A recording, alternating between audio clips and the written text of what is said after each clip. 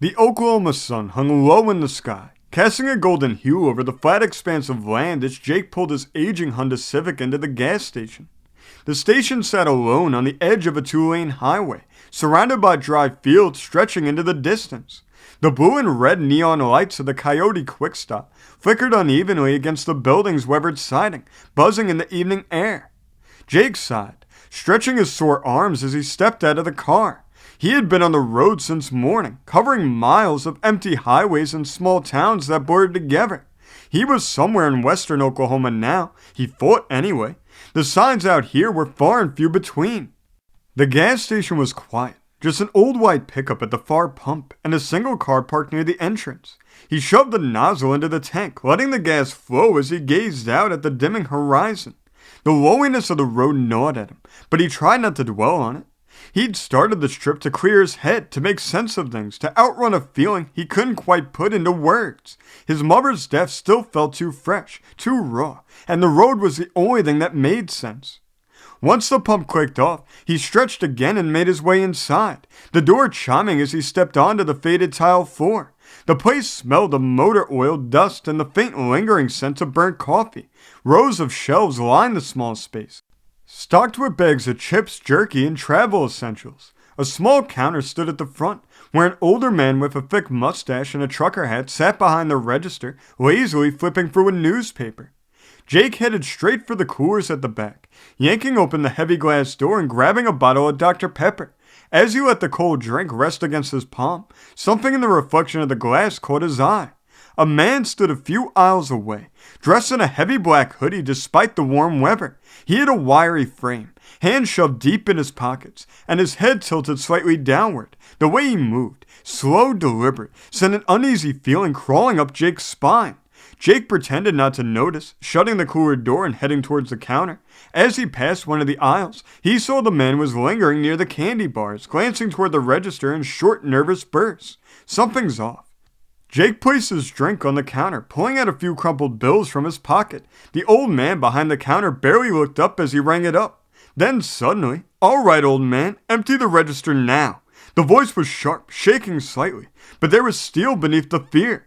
Jake turned just in time to see the man in the hoodie standing at the counter, a small pistol in his trembling hands. The old man blinked, his newspaper slipping from his fingers as he slowly raised his hands.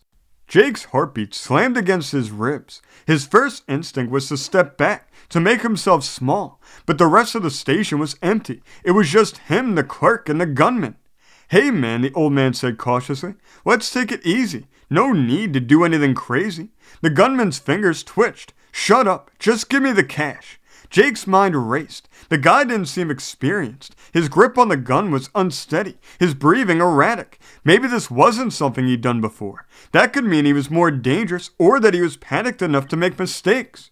Jake's gut told him to wait, to let the man take the money and leave. But then he saw the old man's hand shaking as he fumbled at the register. His face was pale, sweat beading on his forehead. Jake's stomach twisted. If this guy panics too much, he might shoot.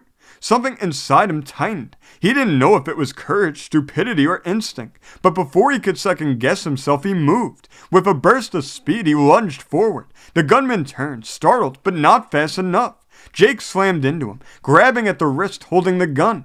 They crashed against the counter, sending a display of lighters tumbling to the floor. The gun clattered out of the man's grip, bouncing under a nearby shelf. The man grunted, struggling against Jake's weight, but Jake tightened his grip, locking his arms around the man's torso. "Get off me," the guy wheezed, thrashing wildly. Jake didn't let go. He didn't know the first thing about fighting, but he knew how to hold on. They stumbled backward, knocking into a rack of magazines. "Call the cops," Jake shouted to the clerk. The old man didn't hesitate. He grabbed the phone behind the counter and dialed. The gunman struggled harder, trying to pry Jake off, but Jake tightened his grip, using every ounce of adrenaline-fueled strength he had. The minutes stretched, every second feeling like an eternity, until tires screeched outside. Flashing red and blue lights poured in for the store windows. Within moments, the glass door swung open, and two officers stormed in, guns drawn.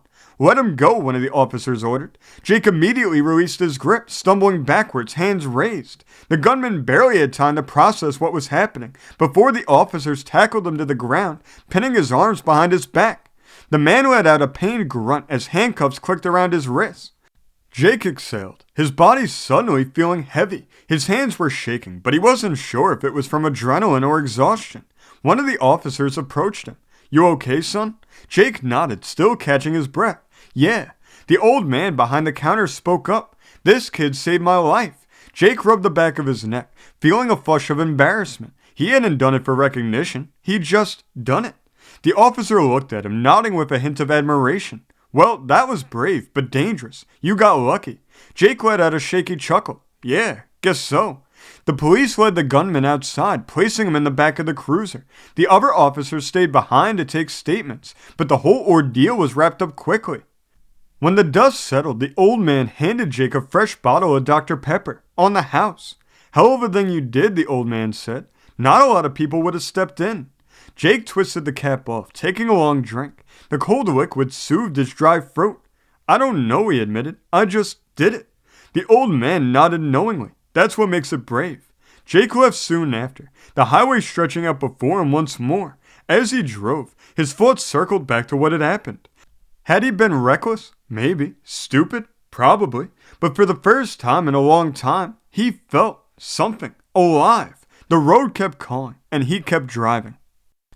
Thanks for joining us on the open road. Before you leave, remember to hit the subscribe button and the like button. And we'll see you next time that we're on the open road.